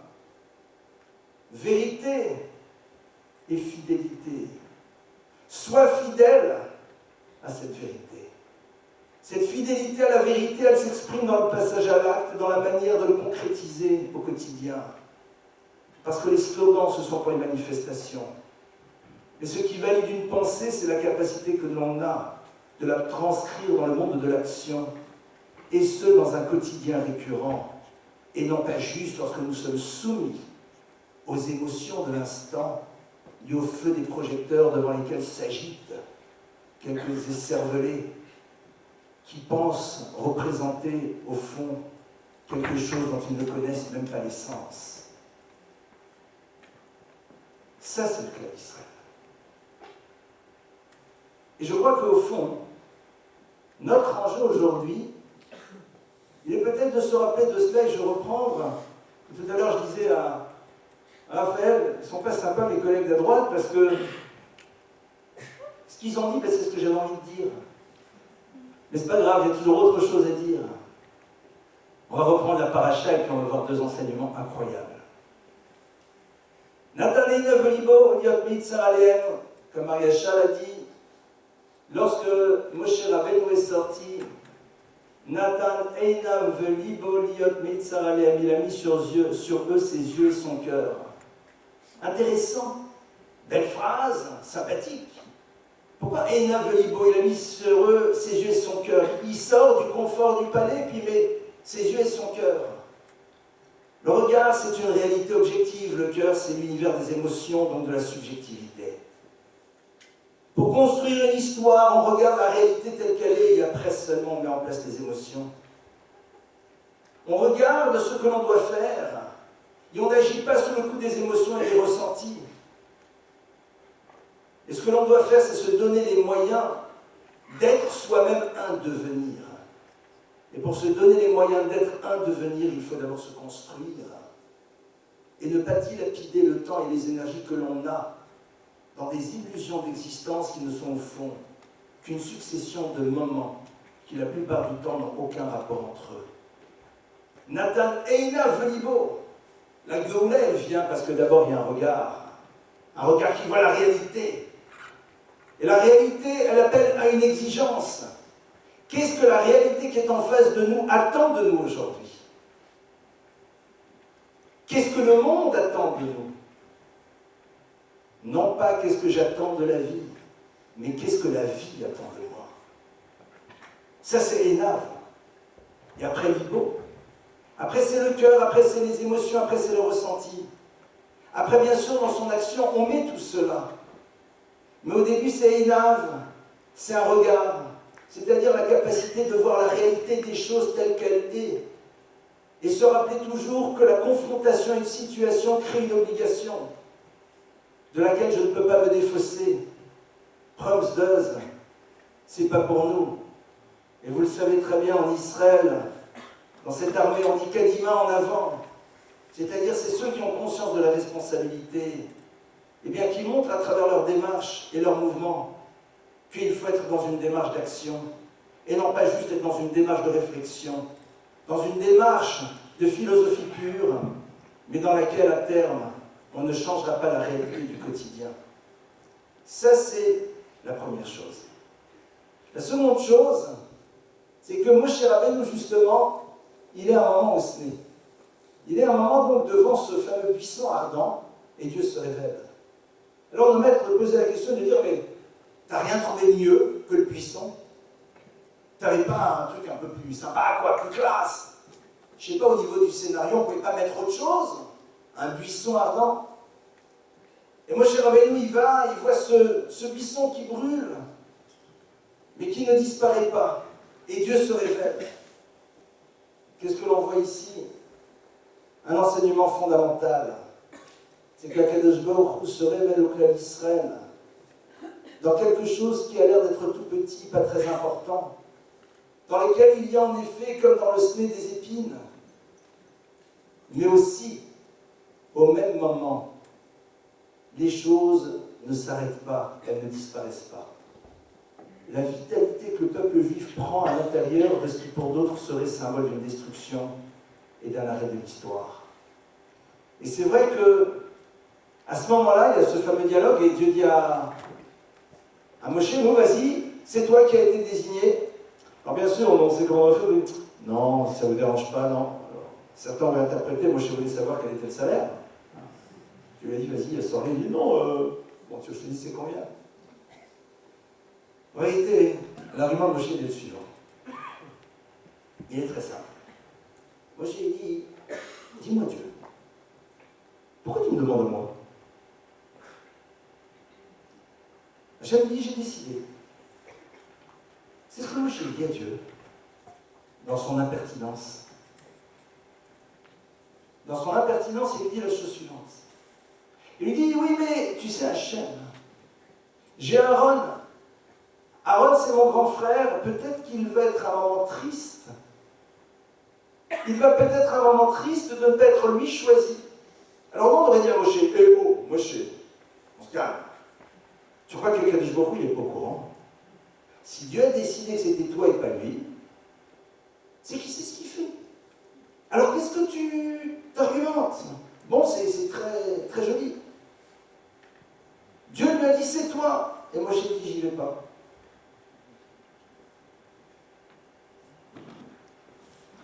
Alors, il lui dit, j'ai un problème. Elle dit, c'est quoi le problème? Il dit, c'est très simple. C'est que Aaron risque de souffrir. Et si Aaron souffre, alors je ne peux pas construire. Parce qu'on ne peut pas construire sur la souffrance de quelqu'un. On ne peut pas construire son histoire sur la souffrance d'un tiers. Ça veut dire quoi? Ça veut dire qu'au fond, l'être humain doit se rappeler qu'il ne doit pas utiliser la Torah pour justifier une prise de pouvoir qu'il voudrait avoir vis-à-vis de l'autre. C'est ce qu'on appelle l'intolérance.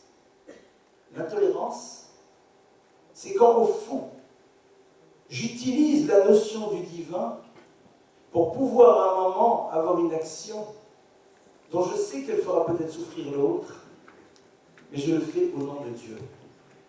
Et ça, c'est insupportable. Et Moshe Rabbeinu nous dit à Kadosh Baruch Hu, il lui dit, c'est pas possible. Je ne peux pas imaginer d'une quelconque manière à un moment que l'histoire du peuple juif puisse se construire sur la souffrance de quelqu'un. À ce moment-là, qu'est-ce qui se passe? À ce moment-là, qu'est-ce qui se passe? Que toutes nos épreuves ne soient que ça. On peut dire. On se le souhaite à toutes et à tous. Et donc, à ce moment-là, qu'est-ce qui se passe? Eh bien, Akadosh Baruch Hu dit, t'as pas de problème. Le Rachel Samach Belibo, n'aie pas peur.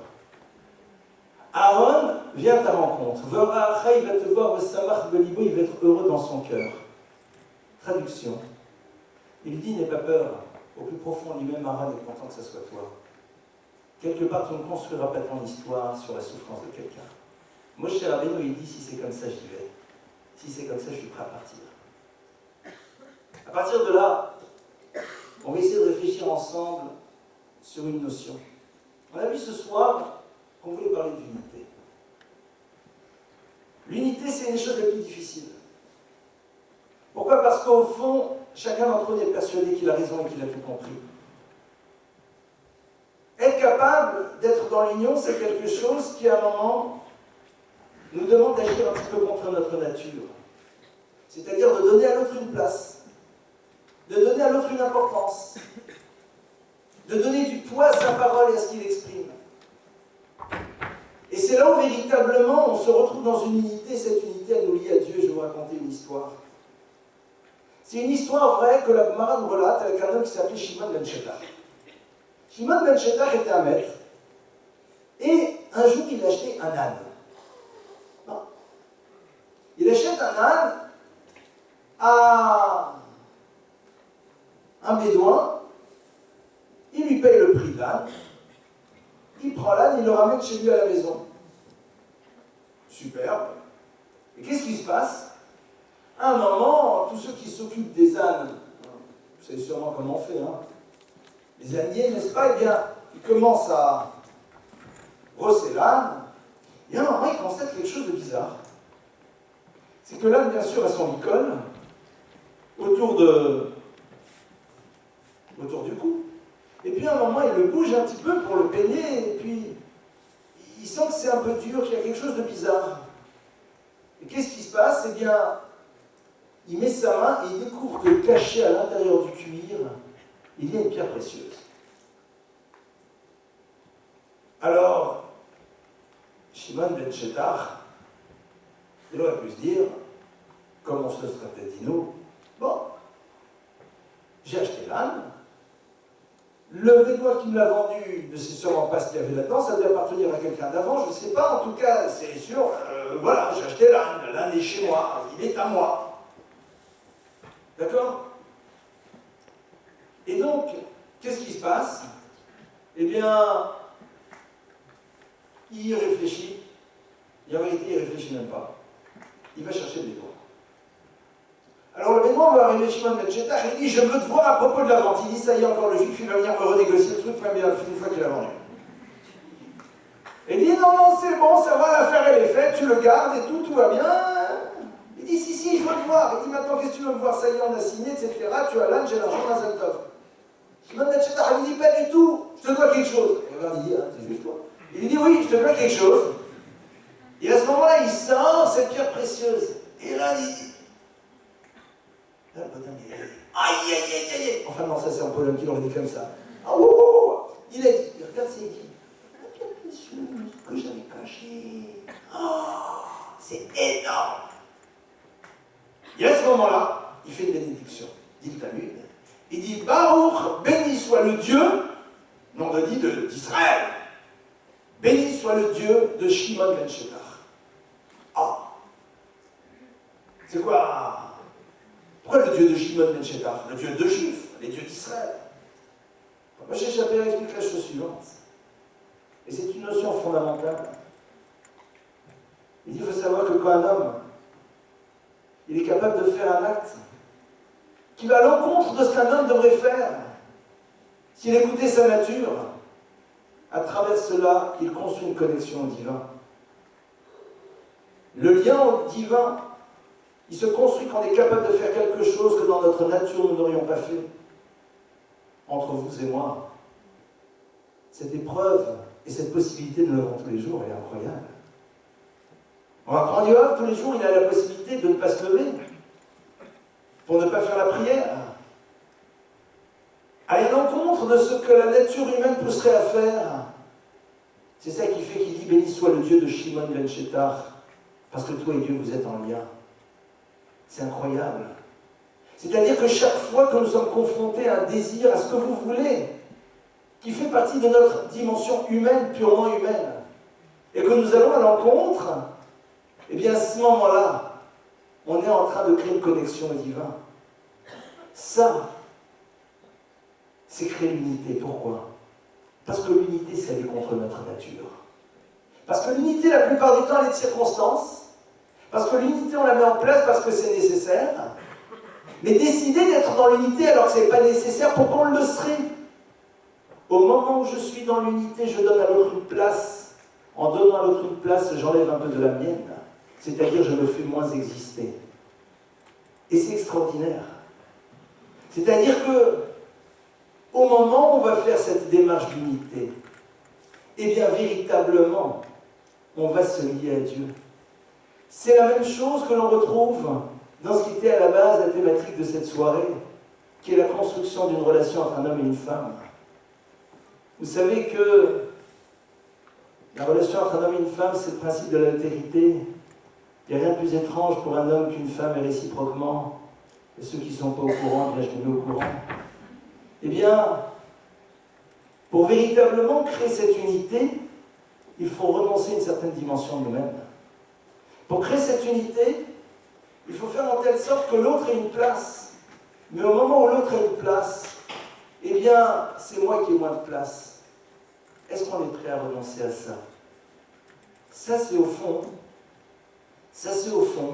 véritablement, ce que l'on peut attendre de nous. Alors, ce soir, on est ensemble. On a fait quelque chose de fort sympathique. On a essayé d'utiliser des moments difficiles pour grandir.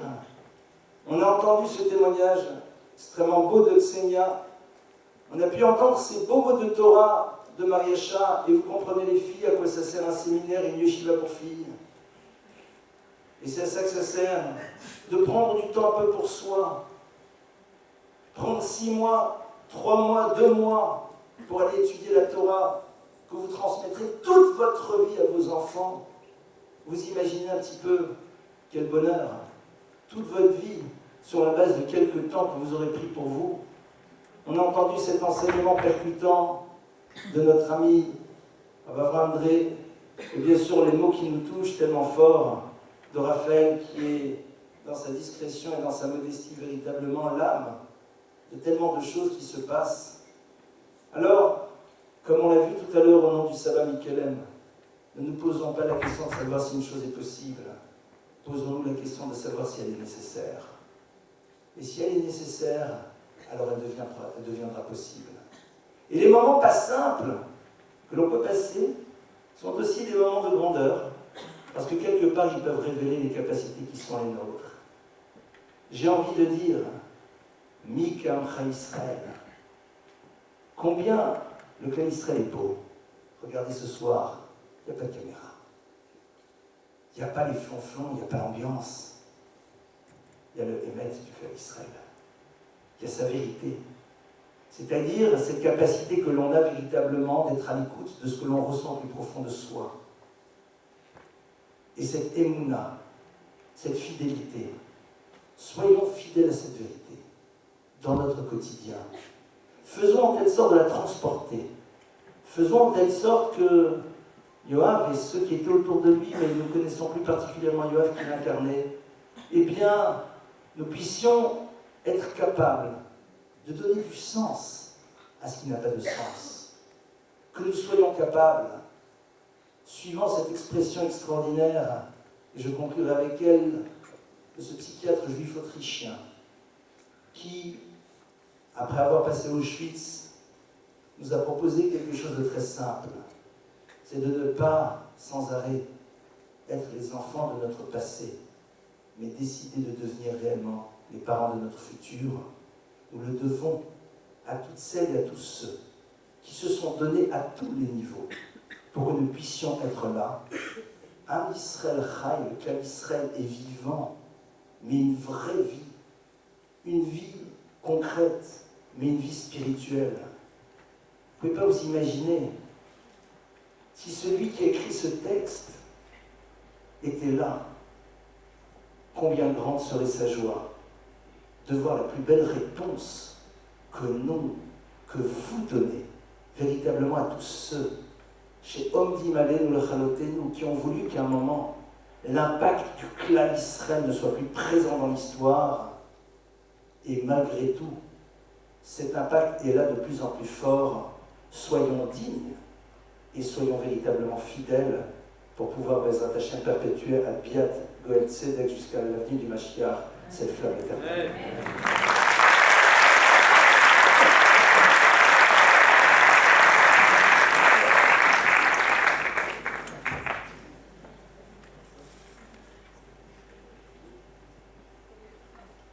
Alors, quand Eva Sander a su qu'on organisait cette soirée, elle m'a dit « j'ai envie d'être là ». Et moi, bien sûr, je l'ai pris au mot, mais pas dans le sens où elle voulait. Elle voulait venir être à l'écoute. Bon, ce soir, entre la babysit et tout, c'était un peu plus compliqué. Et pour moi, c'était évident que si elle venait, elle allait aussi parler. Donc, je pense que ça sera relativement bref.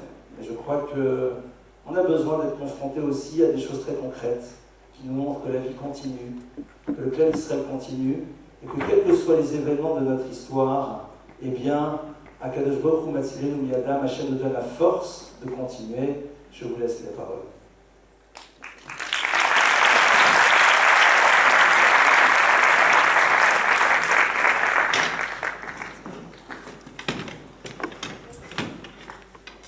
C'est bon.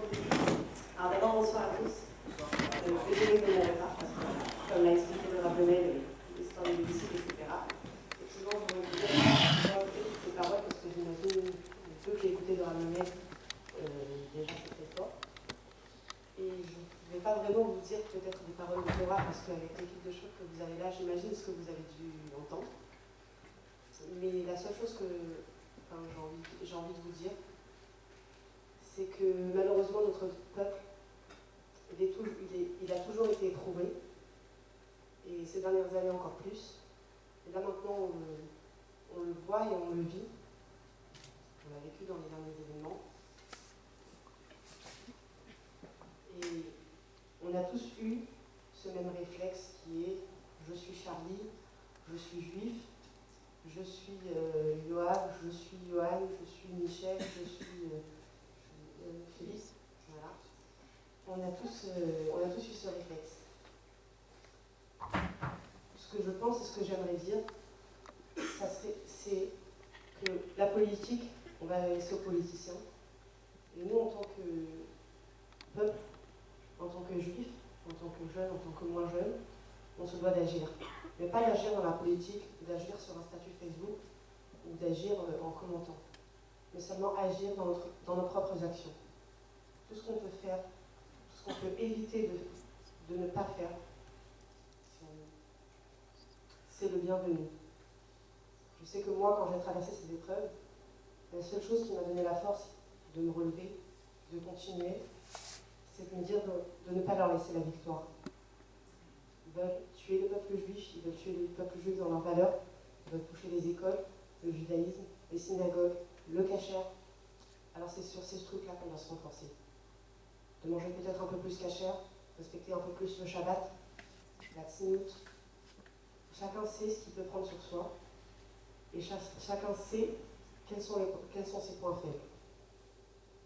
Bien sûr, on ne va pas demander de faire un grand pas trop grand et dans lequel on va finir par tomber, parce qu'on ne peut pas sauter une flaque d'eau trop grande, il faut trouver des appuis pour pouvoir la traverser. Et donc petit à petit, en avançant et en prenant des choses qui vont être accessibles pour nous, on peut avancer.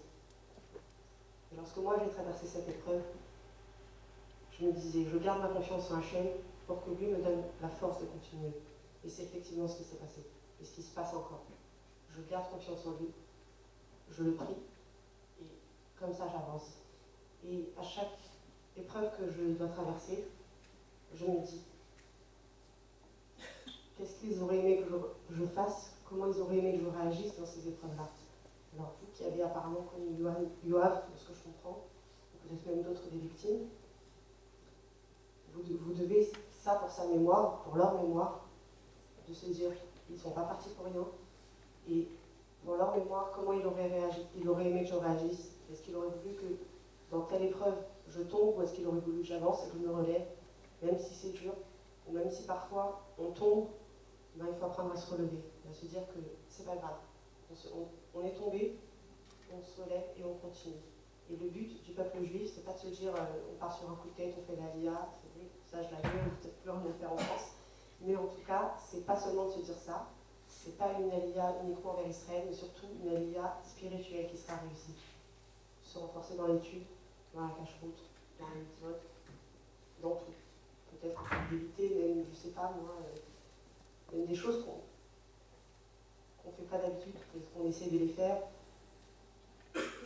C'est ça qui va plus nous aider et aider le peuple juif. Ça va être l'unité. Pas l'unité, je suis Charlie, mais l'unité de tous être unis autour de la Torah, autour des mitzvot, parce que c'est ça qui va nous aider à tenir. Et c'est ça, et uniquement ça, qui va nous sauver des mains de nos ennemis, qui va nous aider à combattre cette vermine et nous aider à avancer. Et pour si Dieu veut arriver à atteindre le but ultime qui est le Mashiach, et ça, chaque action, petite ou grande, c'est une pierre.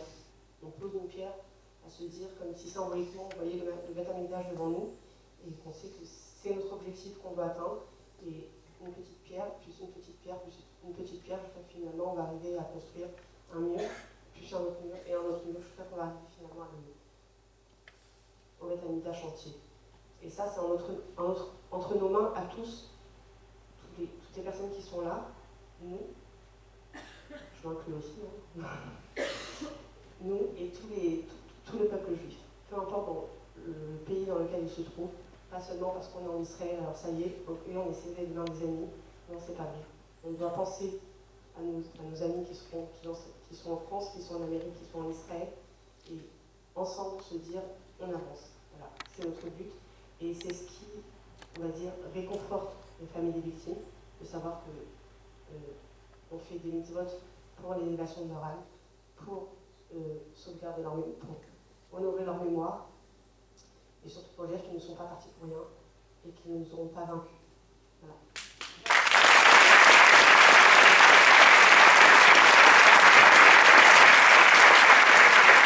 Merci beaucoup.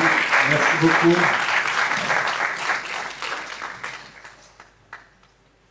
Alors, genre de choses, est-ce qu'il y a une conclusion? Il n'y a pas vraiment de conclusion. Je vais demander quand même à Raphaël de prendre son outil de travail.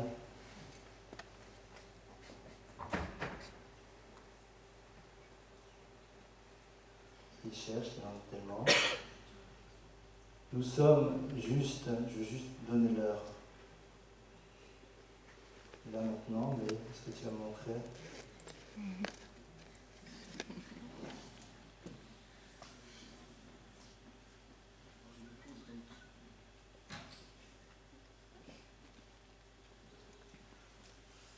On est donc ce vendredi à 11h24 et j'aimerais que notre ami Raphaël nous lise cette conversation par SMS. Il va nous dire entre qui et qui.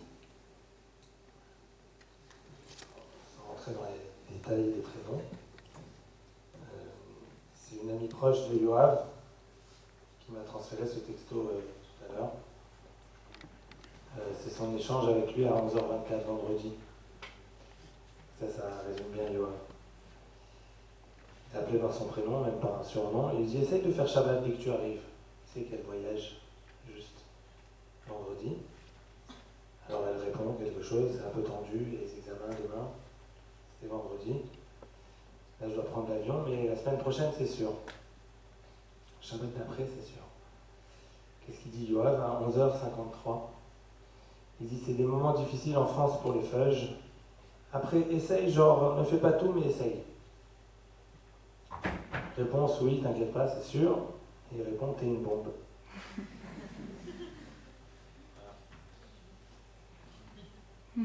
Et depuis qu'on a reçu, on commence à recevoir plein de témoignages, plein d'histoires comme ça. Sur Yoav. Oui, je voulais juste dire un petit mot aussi parce que Rabbi Marécha, Raphaël, vous avez cité les grands noms de la Torah, Moshe, Aaron, Myriam et Abraham. Et en fait, je ne vais pas raconter une heure d'anecdotes, mais dans chacune des choses que vous avez dit, j'ai reconnu des anecdotes sur Yoav. Et déjà, je disais que c'est difficile de se rattacher à des rabbinim qui meurent à Arnov ou à des 3 jeunes gens qui tombent en Israël comme cet été. Mais j'apprends beaucoup de Moshe, Aaron et Myriam, mais de se rattacher à eux comme ça d'un coup, c'est pas évident. Mais dans chacune des histoires que vous avez citées, et c'est encore une preuve de l'anecdote que tu viens de raconter, Raphaël, j'ai reconnu Yoav. Moshe, tu as parlé de son empathie et de sa faculté à reconnaître qu'il avait tout et de sortir du tout qu'il avait. Nous avons appris que depuis 8 ans, Yoav avait rajouté une fila, avant de mettre les tefilines le matin, une fila personnelle, où il remerciait, il avait expliqué à son ami à qui il racontait ça, qu'il rajoutait une fila parce qu'il se rendait compte qu'il avait tout. Il avait la santé, il avait une famille, il avait un travail, il avait l'intelligence pour faire des études. Il a rajouté, ce qui m'a énormément bouleversée, j'ai la beauté, Dieu m'a donné la beauté, et vous l'avez vu, vous le voyez sur les images. Je suis obligée de remercier Hachem parce qu'il m'a tout donné.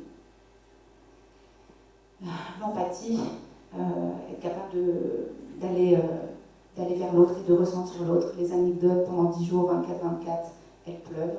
Un garçon qui sait toujours passer après les autres. Aaron, tu as parlé de paix et d'unité. Pareil, les images, vous les voyez. Yoav, c'est un petit Tunisien de la Goulette. Il était aussi ami et aussi proche des Ashkenazim du groupe. Il est fort là. Il était extraordinaire, vous l'avez vu sur les images, donner la collade à tous. Tu as parlé de Myriam et de son souci du bien-être des autres. Il avait ce souci constant. Les garçons qui ont partagé sa chambre pendant 10 jours l'ont raconté. Et ensuite, Raphaël, vous avez parlé d'Abraham qui faisait le pas pour se marier, faisait le pas pour se construire. Ça, je l'ai entendu, comme tout le monde, je pense, par le papa de Yoav qui a été interviewé sur France 2, et aussi par son frère et par des anecdotes plus personnelles. Yoav, un jeune homme de 21 ans qui était venu en France pour construire son avenir professionnel, qui dormait dans le local où il travaillait et qui prévoyait de s'assurer une subsistance matérielle pour pouvoir se marier. Parce que pour lui, le mariage était important. On a eu des anecdotes personnelles où il s'était rapproché d'une jeune fille pendant un voyage et où il lui parlait de comment c'était important qu'il la traite dès aujourd'hui parce que peut-être ce serait sa femme et que sa femme doit la traiter d'une certaine manière et pas d'une autre. Voilà, et ça, comme vous l'avez dit, sans distinction, passer à l'acte, se laisser passer après les autres, dans l'unité et dans l'action. Et voilà, je pense que c'est peut-être plus facile de se raccrocher à Yoav, un exemple vivant aujourd'hui. Voilà. Merci Ksenia, en fait, pour l'applaudir. Alors, peut-être le dire donc en conclusion, on ne peut pas vraiment faire de conclusion comme je vous l'ai dit. En tout cas, souvent comme ça, dans les salles, les gens disent vous avez été extraordinaire, vous êtes extraordinaire, ça se fait de le dire. Il ne faut pas être capable de se l'entendre dire, il faut être capable de se le dire à soi-même. Et je pense que ce qu'il faudrait, c'est se décerner chacun à soi-même ce soir un compliment. D'avoir choisi de se confronter à quelque chose, de savoir en effet qu'on est venu prendre quelque chose, chacun d'entre nous, on s'est tous entendus, on s'est tous écoutés aussi, que Bezrat Hashem, le sourire est là, même si au fond du cœur parfois c'est pas si simple, parce que tout simplement on sait que notre sourire encourage l'autre aussi à vouloir avoir le sien propre, et Bezrat Hashem, qu'on soit dans cette spirale positive. Moi, ce que je voudrais quand même, c'est que avant de conclure, de terminer et de nous retrouver maintenant à l'extérieur, eh bien, on chante ensemble, parce que tout à l'heure, vous avez écouté, maintenant j'aimerais qu'on chante ensemble. Je crois que tout le monde connaît cette chanson extraordinaire de Vehi Shabda, vous la connaissez? Oui ou non? Dites pas non. Vous la connaissez pas? Personne la connaît? Il y en a qui connaissent. Alors ceux qui connaissent vont chanter, ils l'apprendront aux autres. Tu vas nous la mettre Je pense que c'est important de se quitter avec quelque chose qui est du domaine de la musique. La musique, ce sont les paroles du cœur, et que Bezrat Hashem, eh bien, ces souvenirs ne soient pas que des souvenirs, mais soient des choses qui restent. Et vous pouvez vous lever.